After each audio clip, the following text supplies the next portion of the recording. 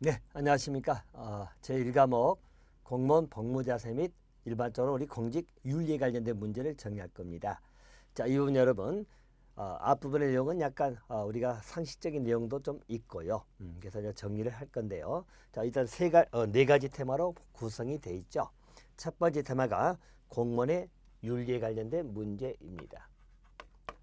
자, 공무원의 윤리 내용에 관련된 것은 자, 그 보시면 자, 개념상의 문제에서 나오는 것은 윤리 개념은 기본적으로 가치 기준 내지 행동 규범이라고 나와 있죠. 다시 말하면 공무원이 공무 수행할 때 지켜야 될 하나의 가치 기준 자, 내지는 행동 규범을 의미한다라고 보시면 되겠습니다. 그래서 공무원의 윤리는 일반적 가치 기준이나 행동 규범을 의미한다 이렇게 봐두시면 되겠고요. 아울러서 보통 우리 윤리라고 할 때 일반 사람도 다 윤리를 가지고 있는 건 사실이지요. 윤리적 의식을 가지고 있어야 되는 건 맞는데 공무원이기 때문에 공무원은 보다 더 높은 윤리 의식이 필요하다라고 보시면 되겠죠. 자, 아울러서 윤리에 관한 기본 특징으로서는 행정 윤리 또는 직업 윤리, 공직 윤리라고 한다라고 나와 있죠. 또 한 가지 일반적 윤리에 관한 내용은 통제 방안에서 내부 통제 방안이다 이런 말 나오죠. 내부 통제 방안이다. 또 일반적으로 비제도적 통제 방안이다. 뭐 이런 내용을 쓰고 있습니다. 자, 이 말의 의미는 뭐냐면 일반적으로 윤리는 내부 통제다. 이것은 뭐 우리가 윤리적 의식이라는 것은 본인 스스로 해야 될 문제이기 때문에 내부 통제고 또 법으로 어떤 게 윤리적이다라고 말하기가 좀 어렵죠. 윤리는 법 이전으로 볼 수 있기 때문에 법으로 통제하기 어렵다라는 의미에서 비제도적 통제다라는 말을 쓰는 것입니다. 비제도적 통제다. 자, 그래서 또 문제가 나온다면 외부 통제하면 틀리겠죠. 외부 통제 쓸 것이고 또는 제도적 통제다. 이것도 틀린 질문이 된다는 이야기예요. 자, 그래서 내부 통제, 비제도적 통제다. 이렇게 받으시면 될 것 같습니다. 자, 공무원 헌장 실천 강령의 내용이 나오죠. 자, 우리 공무원 헌장 실천 강령에 관한 내용은 자, 일반적으로 크게 이제 네 가지께 소개가 되고 있는데 첫 번째 보시면 공익을 우선시하고 투명하고 공정하게 맡은 바 책임을 다한다. 뭐 공익 우선 그리고 투명 공정하게 맡은 바 책임을 다한다라고 보시면 되겠죠. 자, 두 번째는 창의성과 전문성을 바탕으로 업무를 적극적으로 수행한다 이렇게 볼 수 있고요. 자, 세 번째는 우리 사회의 다양성을 존중하고 국민과 함께하는 민주행정을 구현한다. 다양성 존중 아울러서 민주행정을 구현한다 이렇게 보시면 되겠죠. 자, 네 번째는 청렴을 생활하고 규범과 건전한 상식에 따라 행동 나와 있죠. 그래서 청렴을 생활화시키고 아울러서 규범하고 건전한 상식에 따라 행동한다. 자, 이게 보통 우리 실천 강령에 나와 있는 기본 내용들입니다. 자, 뭐 이렇게 봐두시면 되겠고요. 뭐 이거 너무 틀리게 만들어도 우리가 금방 눈에 띌 겁니다. 예를 들어서 그 두 번째 항목처럼 창의성과 전문성을 맡은 업무를 소극적 수행한다. 그럼 틀겠죠? 업무를 적극적으로 수행한다. 뭐 이렇게 보시면 되겠죠. 자, 그래서 기본적인 내용은 그 정도 정리하시면 되겠고요. 자, 그리고 국공법의 기준, 국가공법에 기준된 공무원의 의무들이 나옵니다. 자, 공무원의 의무들에 관한 내용은 자, 물론 좀 더 또 내용은 우리 지방공무원법에서 또 나옵니다. 나오지만 자, 우리 국공법에 기준된 의무들이 나오죠. 자, 의무를 보면 일반적인 의무로 소개된 게 선서 의무하고 성실 의무가 나옵니다. 선서 성실 의무 아울러서 복종 의무 친절 공정 의무, 종교 중립 의무, 비밀 엄수 의무, 청렴 의무, 애국 정부 등의 영예 등을 받을 경우라고 나와 있죠. 이건 이제 뭐냐면 이런 겁니다.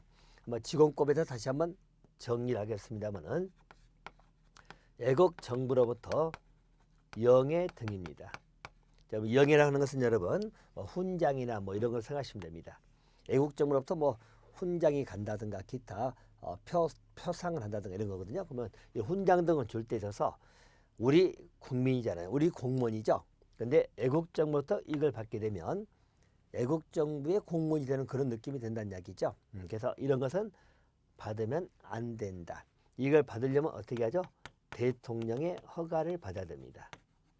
알겠죠? 우리 허가라는 것은 기본적으로 원칙은 금지시켰다가 풀어주는 걸로 이해하시면 돼요. 자, 그래서 애국정부 등의 영해 등을 받을 경우에는 대통령 허가가 필요하다는 이야기예요. 또 품위 유지 의무가 있습니다. 아울러서 직장 이탈 금지 의무 있죠? 직장 이탈 금지, 또 겸직 금지입니다. 이 관계도 보시면 일반적으로 직장 이탈 금지 의무가 있고요. 전부 다 금지되는 것들이에요. 대신 소속 상사의 허가가 있으면 가능하다고 나오죠. 또 한 가지, 일반적으로 공무원은 겸직 금지인데, 자, 이 겸직 금지는 두 가지로 나눠서 생각하시면 됩니다. 금지 자체가 영리 목적 업무도 금지할 것이고, 그죠? 비영리 목적의 업무도 기본적으로 겸직은 금지입니다. 대신 영리 목적 업무는 기본적으로 뭐 절대적 금지라는 말 쓰죠. 절대적 금지란 말은 허가가 할 수 없는 겁니다. 근데 비영리 목적의 업무는 기본적으로 바로 뭐죠? 우리 소속 기관장 허가를 받으면 가능합니다. 그러니까 비영리 목적에서는 예를 들어서 공무원이 환경 보호 활동을 한다든가 그 업무를 맡는다든가, 물론 비영리입니다. 알겠죠? 뭐 보수를 받지 아니하고, 아울러서 또 공무원이 청소년 상담 업무를 겸직한다든가, 그리고 또 역시 보수가 따르지 않는 비영리 목적으로 생각하시면 돼요. 자, 이런 것은 기관장 허가를 받으면 가능하다, 뭐 이런 의미로 보시면 되겠죠. 자, 그리고 정치운동 금지하고 집단행위 금지가 나옵니다. 그죠? 그래서 일반적으로 공무원의 의무 중에서 정치운동 금지이지요. 또 집단행위 금지입니다. 자, 금지되는 내용들이죠. 자, 정치운동 금지고요. 집단행위 금지고, 우리 지방공무원법에서는 둘 다 처벌 규정을 두고 있죠. 자, 그래서 정치운동 금지인데 만약에 정치운동을 하게 되면 3년 이하의 징역, 그리고 3년 이하의 자격정지가 나옵니다. 아울러서 집단행위 금지인데, 자, 집단행위 금지할 의무를 위반했다는 이야기죠. 자, 이럴 때 집단행위 여러분 이런 거죠. 예를 들어 공무원이 우리가 단체 협약을 할 수 있다, 뭐 단체를 구성할 수 있다까지 할 수 있어서 단체 행동을 할 수 없잖아요. 노동상권 중에서 그런 집단행위는 금지입니다. 위반 시에는 1년 이하 징역, 자, 그리고 또 1천만 원 이하의 벌금이 나옵니다. 자, 그래서 우리 1년 이하의 징역, 또 1천만 원 이하의 벌금, 자, 이게 이제 기본적으로 형벌 규정이 나와 있다, 이렇게 봐두시면 될 것 같습니다. 자, 이제 기본적인 의무사항으로 보시면 되겠고요. 자, 그 아래 더 알아보기에 나온 게 있죠. 법률서 규정된 영리 업무하고 정책행위 나오는데 영리 업무가 나옵니다. 자, 국가공무원 복무규정에 나와 있고요. 또 우리 뒤에 지방공무원 복무규정에도 나와 있습니다. 자, 영리 업무는 네 가지가 나와 있죠. 공무원이 상업, 공업, 금융업, 그 밖에 영리적인 업무를 스스로 경영하여 영리 추구함이 뚜렷한 업무라든가, 또 공무원이 상업, 공업, 금융업 또는 그 밖에 영리를 목적한 사기업체의 이사, 감사 업무를 집행하는 무한책임사원, 지배인, 발기인, 그 밖에 임원이 되는 것 전부 다 영리 업무가 되는 겁니다. 또 공무원 본인의 직무와 관련 있는 타인의 기업에 대한 투자 나와 있죠. 자, 이것도 영리 업무이지요. 자, 우리 16년 시험에서는 이게 바로 이렇게 나왔었죠. 공무원 본인의 직무와 관련 없는 타인의 기업에 대한 투자. 자, 관련 없는 타인의 기업에 대한 투자는 영리 업무가 아니죠. 알겠습니까? 근데 직무와 관련 있는 타인의 기업에 대한 투자는 일반적으로 영리 업무에 해당된다고 보시면 되겠어요. 자, 네 번째, 그 밖에 계속적으로 재산상 이득을 목적으로 하는 업무라고 나오죠. 이 네 가지는 영리 업무입니다. 또 정치적 행위가 나오죠.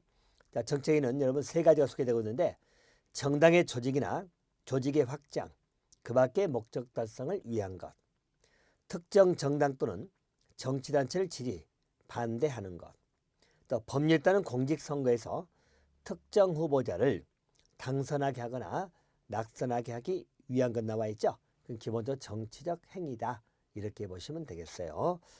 자, 공무원의 윤리 확보 방안이 나옵니다. 자, 윤리 확보 방안 여러분 거기 네 가지가 소개되고 있는데, 일반적 공무원의 가치관 형태를 개선시키는 인적 요인의 개선도 있고요. 또 제도적 요인의 개선도 있고 환경적 여건, 행정 윤리 차원 네 가지 윤리를 확보하기 위한 방안으로 생각하시면 됩니다. 인적 요인의 개선 파트를 보시면 경쟁 시험에서 참신하고 정직한 인재를 확보한다.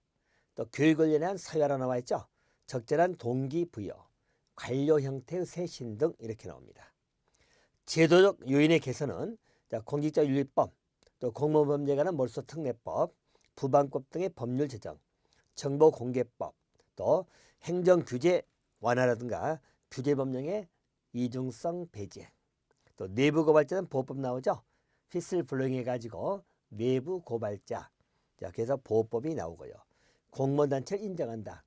자, 전부 다 우리가 어떤 단체를 인정하거나 법을 제정하거나 뭐 이런 건 전부 다 제도적 개선이다. 이렇게 봐두시면 되겠다.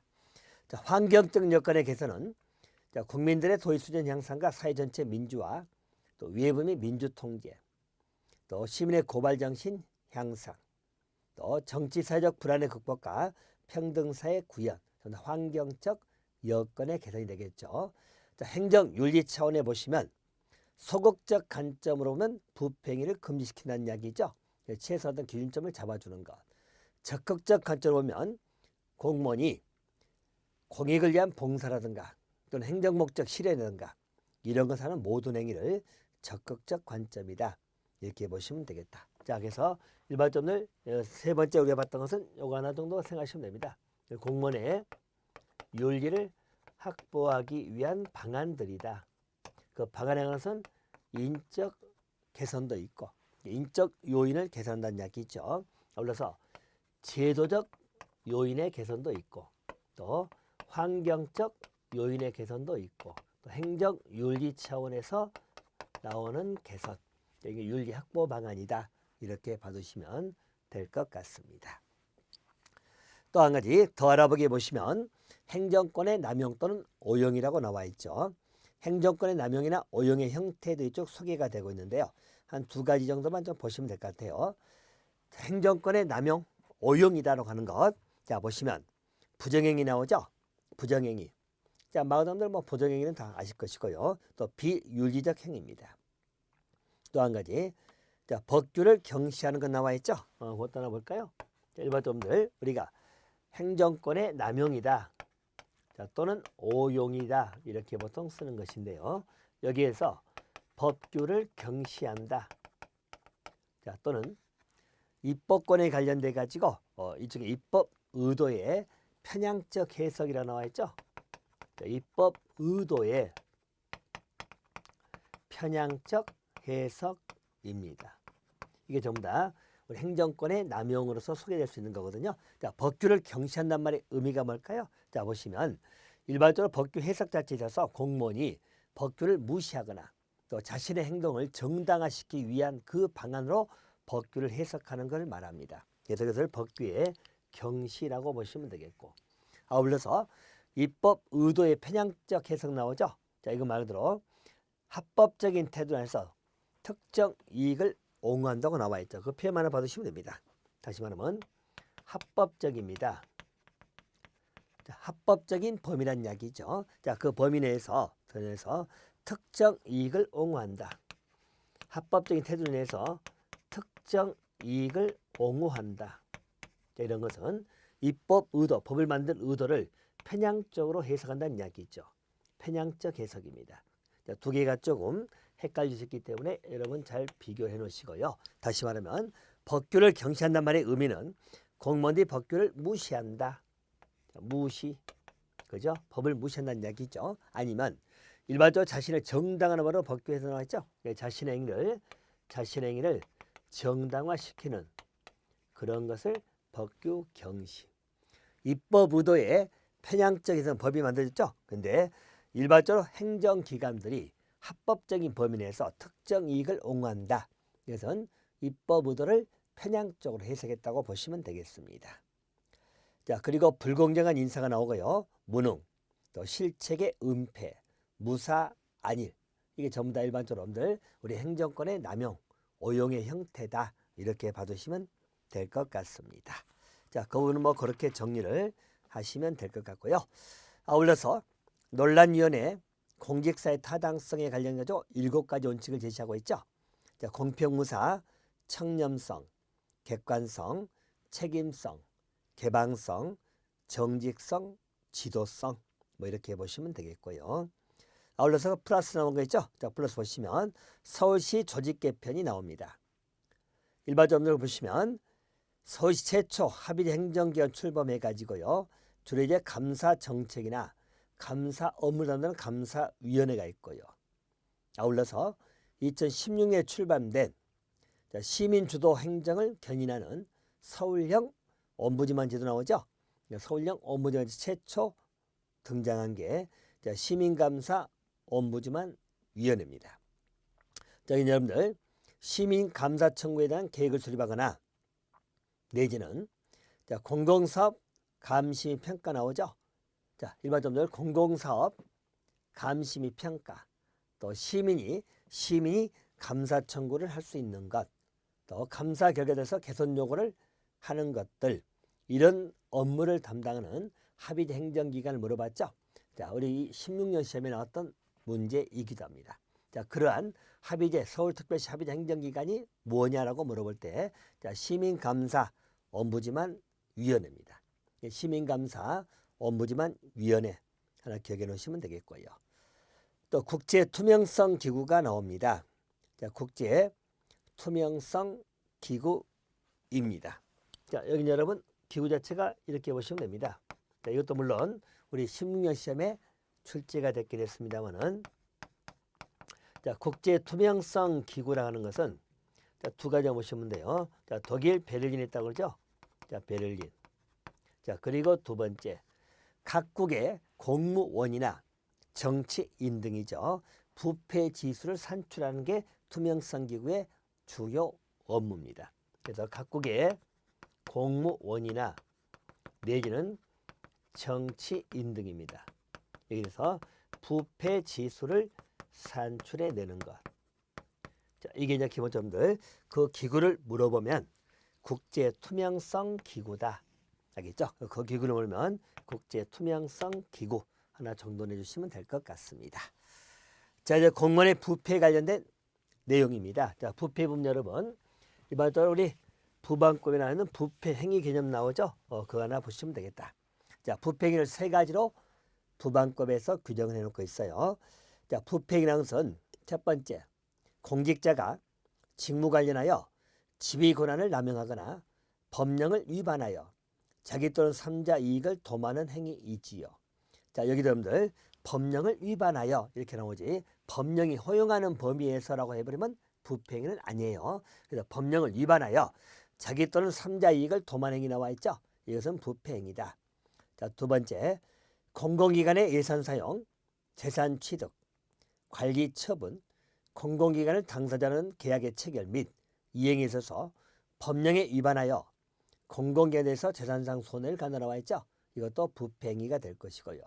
또 그러한 행위를 하거나 또 그러한 행위의 은폐를 강요, 공고, 제2유인, 자, 이것도 부패 행위에 들어간다. 이렇게 봐두시면 되겠습니다.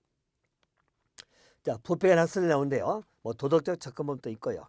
도덕적 접근법은 개인 문제다 이렇게 보는 것이고, 사회 문화적 접근법은 어떤 관습이나 그런 습성에 의해서 부패가 나온다라고 보는 것이고, 자, 법적 제도적 관점이라는 것은 법과 제도상 결함이 있기 때문에 부패가 발생한다라고 보는 것이고, 자, 체제론적 접근법이 나와 있죠.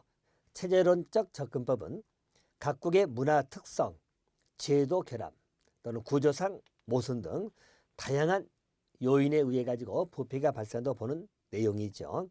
자, 그러한 체제론적 접근법에 따르면 관료 부패가 지엽적이고, 자, 부분적인 대응만은 억제하기 어렵다 이렇게 보는 것이죠.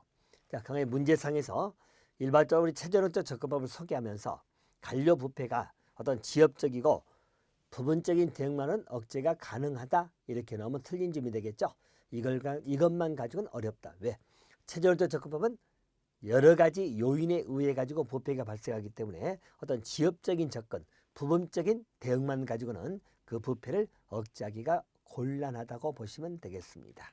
아울러서 권력 문화적 분석도 있고요. 환원주의 오류가 나오죠.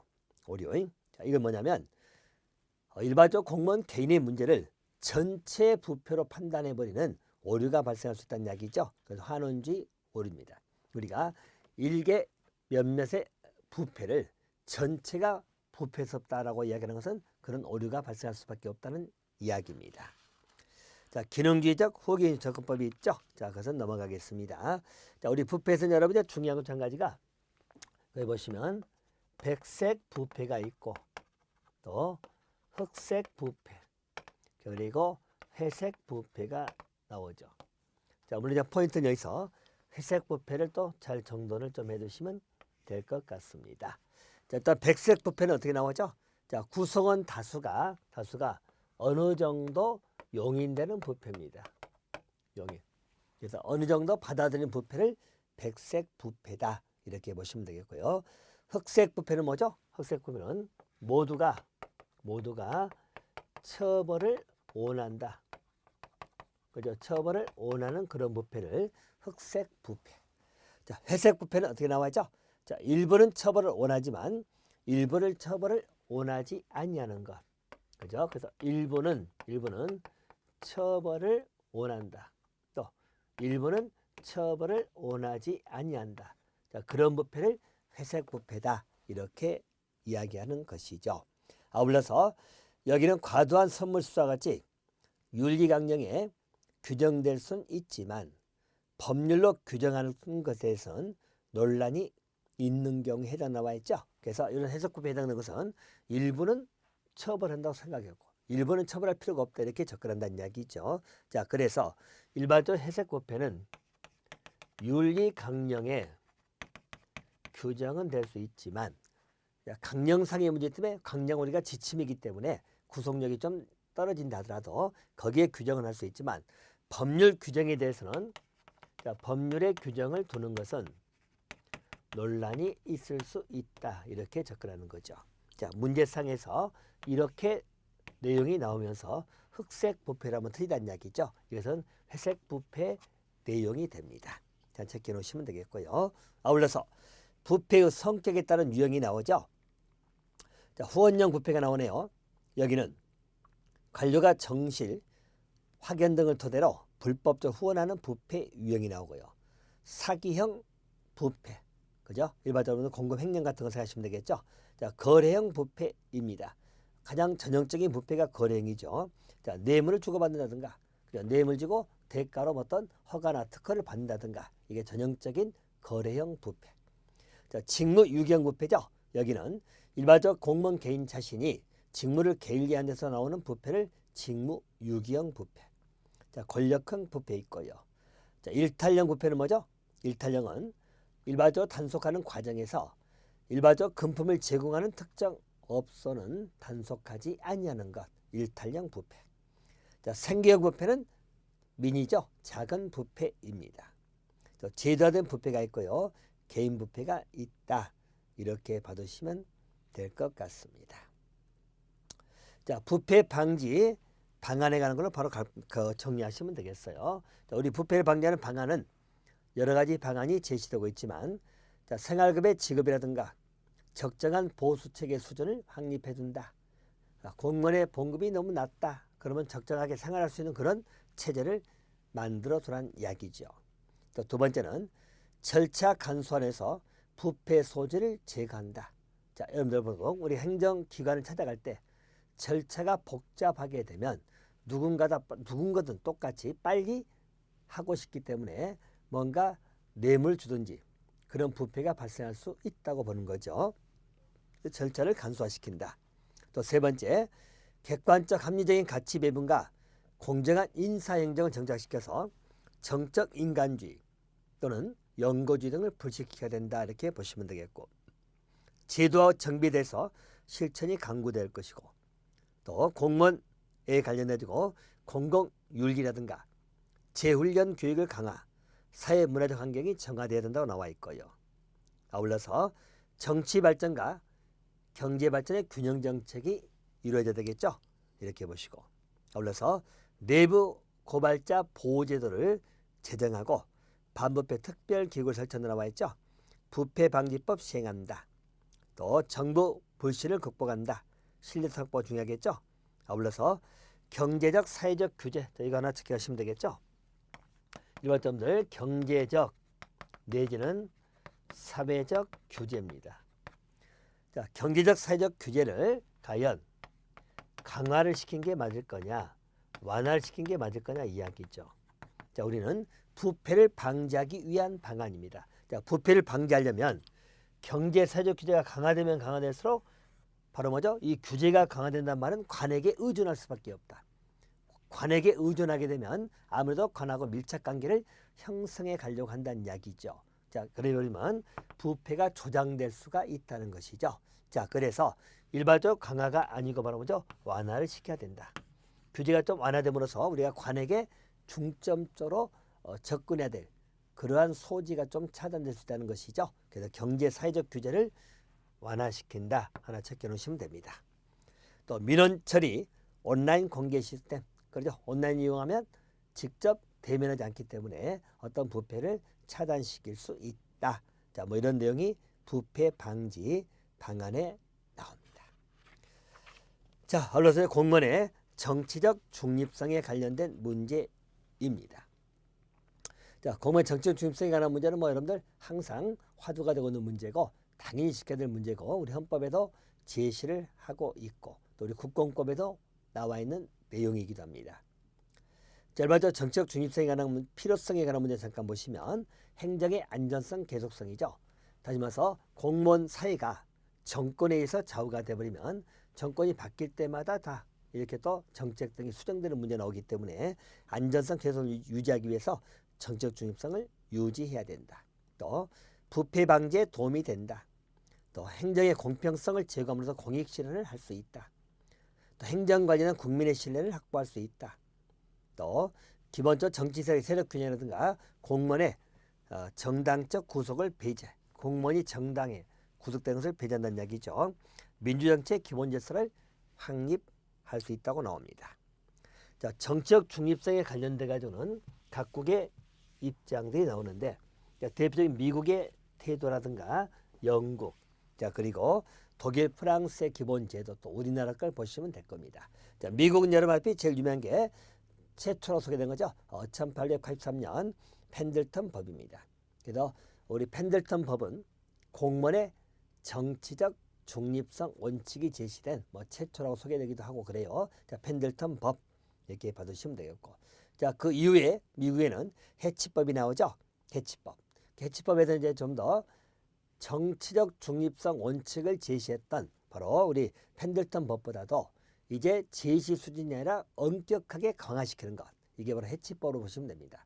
그래서 펜들턴 법이나 해치법은 일반적 공무원의 정치적 중립성에 관한 미국의 법제다. 이렇게 기억하시면 되겠죠. 자, 영국입니다. 영국은 법적 규제가 따로 없이 일반적으로 그 휘틀리 협의회 운영이라 나와 있죠. 실현되고 있다고 나와 있고, 독일, 프랑스는 공무원의 정치적 활동 자유가 보장되고 있다고 보시면 됩니다. 독일, 프랑스고요. 자, 우리나라죠. 자, 우리나라는 헌법에 우리 헌법 7조죠. 공무원은 국민 전체에 대한 봉사자로서 국민에 대해서 책임을 진다. 공무원의 신분과 정치적 중립은 법률에 의해서 보장된다. 그래서 공무원의 정치적 중립성을 천명하고 있다. 이렇게 보시면 되겠고요. 또 국공법에도 나와 있죠. 65조 보시면, 자, 공무원은 정당 그 밖에 정치적 결정에 관여하거나 이에 가입할 수 없다 나와 있죠. 아울러서 선거에서 특정 정당 또는 특정인을 지지 또는 반대하기 위한 다음 행위는 아니 된다 나옵니다. 그래서 그 5가지가 나오죠. 자, 투표를 하거나 하지 아니하도록 권유 운동하는 것이죠. 이것도 정치적 운동이므로 금지가 됩니다. 조심할 것은 여러분들 이 액면만 놓고 생각하세요. 투표를 해라. 투표를 독려한다. 또 투표를 하지 말아라. 투표를 거부한다. 자, 이런 권유 운동입니다. 자, 여러분들 얼른 생각할 때 일반적으로 뭐 TV 나와서 투표 과정에서 투표에 참여합시다라고 이야기하잖아요. 일반적으로 투표에 참여합시다. 이것은 정치운동이 아니죠. 항상 앞에 전제가 뭐였죠? 특정이나 특정 정당의 지지 반대를 하기 위한 이게 들어야 됩니다. 여러분들. 특정인이나 내지는 특정 정당입니다. 그래서 여기는 지지 또는 반대를 위한, 알겠죠? 반대를 목적으로 하는 겁니다. 알겠죠? 그래서 누구에게 투표합시다. 또 누구에게는 투표하지 맙시다. 이런 것. 또 무슨 당에게는 투표합시다. 무슨 당에게는 투표하지 맙시다. 이것이 금지가 되는 겁니다. 이거 해서는 안 되겠죠. 일반적으로 우리가 투표에 참여합시다. 이것은 상관없어요. 투표에 참여합시다. 이것은 상관이 없는데 특정인이나 특정 정당의 지지 또는 반대하기 위한 이런 것은 금지라고 보시면 됩니다. 또 서명운동을 기도, 주재하거나 권유하는 것, 문서도서를 공공시설에 게시하게 하는 것 역시 특정인이나 특정 정당의 지지 또는 반대하기 위해서 하는 그런 행위입니다. 또 타인에게 정당, 그 밖에 정치단체에 가입하게 하거나 가입하지 않냐서 권유한다든가 기부금을 모집하게 하거나 이렇게 하는 건 전부 다 정치 행위이기 때문에 금지가 된다고 생각하시면 됩니다. 자, 라고 보시면 되겠고요. 아울러서 이런 정치적 행위를 했을 때는 형벌정이 나와 있죠. 우리 국권법에도 3년 이하 징역, 3년 이하의 자격정지 이렇게 나와 있습니다. 자, 공무원의 정치적 중립성 확보 방안을 보시면 됩니다. 그래서 정치적 중립성을 어떻게 확보할 거냐. 확보 방안. 자, 이것도 하나 체킹 좀 해놓으시면 됩니다. 확보 방안은 뭐 여러 가지가 논의가 되고 있는 건 사실인데요. 자, 7가지가 소개되고 있죠. 첫 번째입니다. 평화적 정권 교체가 확립된다. 그죠? 일반적으로 평화적 정권 교체가 이루어지지 않으면 공무원들은 항상 주의가 불안정해지다 보니까 어떤 정치적 중립성을 확보하기가 어렵다. 또 두 번째, 실적주의나 직업 공무원 장립이 나오죠. 특히 보통 나오는 게 실적주의라든가 내지는 직업 공무원제가 확립이 된다. 자, 여러분, 이것은 실적주의나 직업 공무원제 확립이 되면 바로 뭐죠? 공무원의 신분 보장이 이루어지는 겁니다. 신분 보장이 이루어지면 정치적 중립성을 확보할 수 있다. 이렇게 보시면 됩니다. 자, 간간히 여기에 역관제가 들어오면 이것은 틀린 것이 되겠죠. 역관제는 말 그대로 정치적 영향을 받는 겁니다. 공무원들이 정치적 영향을 받는다. 이 말의 의미는 뭐냐면 우리 역관주의를 채택하게 되면 자, 만약에 누가 집권, 즉 정권을 잡게 되면 자기에 관련된 사람들 전부 다 공무원으로 같이 우르르 들어오는 것이죠. 그러면 그 전에 있던 공무원들 일부 또 쫓겨나게 되는 이야기죠. 그래서 어떤 정실에 의해서 공무원 채용을 운영한다고 생각하시 역관주의거든요. 자, 그래서 역관제가 확립되면 중립성 확보에는 역행되겠죠. 이렇게 보시면 됩니다. 또 정치 사회가 정상화되거나 공무원 보수가 현실화되거나 가치 다원화, 행정 윤리 확립, 또 일반 국민들의 정치적 의식이 제고 올라간다는 이야기죠. 이럴 때는 정치적 중립성을 확보할 수 있을 것이다. 이렇게 보시면 될 것 같습니다. 자, 다음 징계제도는 다음 강에서 진행을 하도록 하겠습니다.